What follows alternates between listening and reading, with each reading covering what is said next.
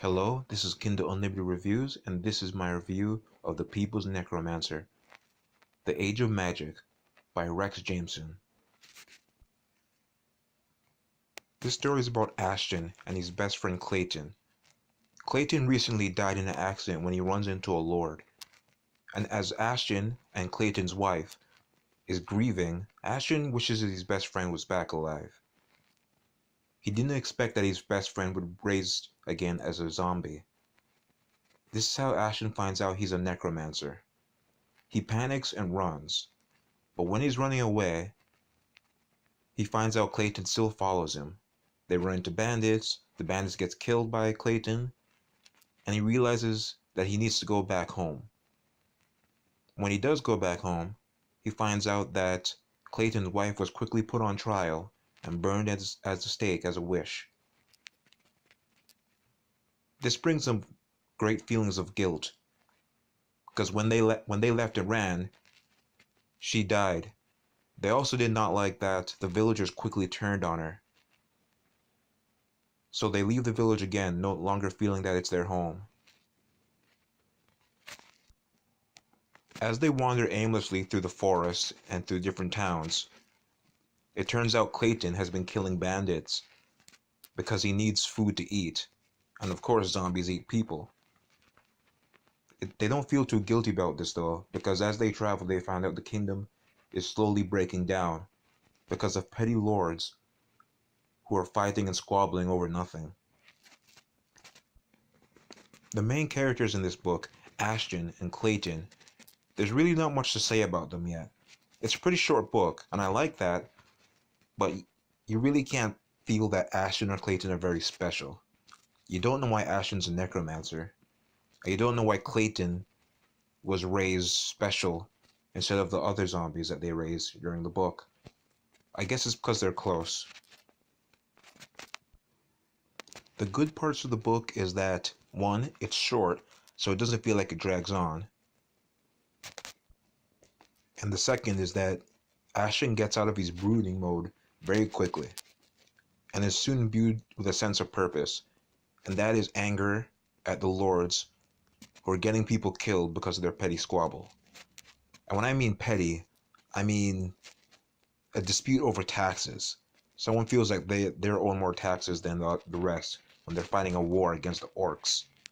And because of this, both sides send soldiers pretending to be bandits to viciously attack each other's people.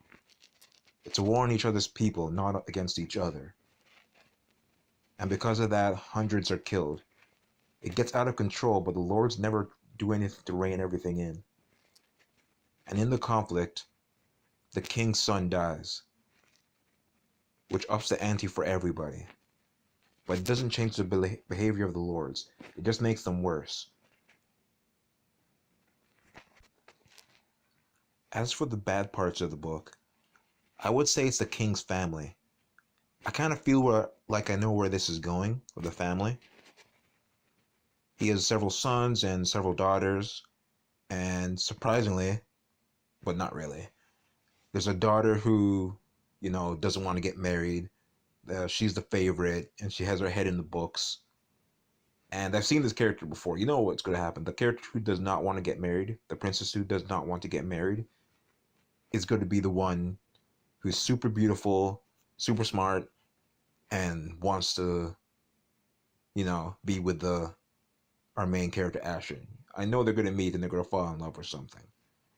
And if they're going to be put some real drama into it, it's going to be that she finds out that he's involved with the death of her brother, and it's all dramatic, and he's like, oh no, I didn't mean to keep it a secret, and I think I know where that's going. I hope it doesn't though, because I don't like something that predictable. There's some other stuff with the story about demons and this dark queen who rules them, who's fighting against another demon king. And I like how that's actually kept low key. Like the one scene we see an actual demon, I mean, it just wrecks things. He's just like Ifrit, that's its name, Ifrit, I think. And it's just like, Ifrit is good, Ifrit destroyed the bad men. And the audiobook narrator did a really good job with that one scene.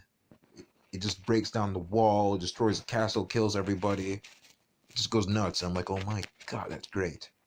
It came about in a stupid way, though. The main character, Ashton, is basically warned, don't do this, this is bad. You can't revive the dead if they've been dead too long. He does it anyway, of course. I didn't like how he did that stupid thing, but I did like what resulted because of it. So I'm interested to see more about the demons in the later books. Again, what made the demon so great is that when it first appears, it's like servile. It's like, oh no, please don't send me back. I'll do anything. I don't want to die again in this war. Because apparently in the war they fight in the underworld or wherever they come from, they don't really die, so they just keep coming back, you know? They get killed, they come back and fight some more. And it's clear that this is a low-level demon. This is like the loser. But when it comes into the real world, it can wreck things. So it makes you wonder what happens when a real demon comes. Alright, so that's it for my review. Again, the book is short, 236 pages. But again, I say that's a good thing. I don't want books to drag on too long in order to just make themselves sound more epic. I would give this book a try. If you can, get the audiobook.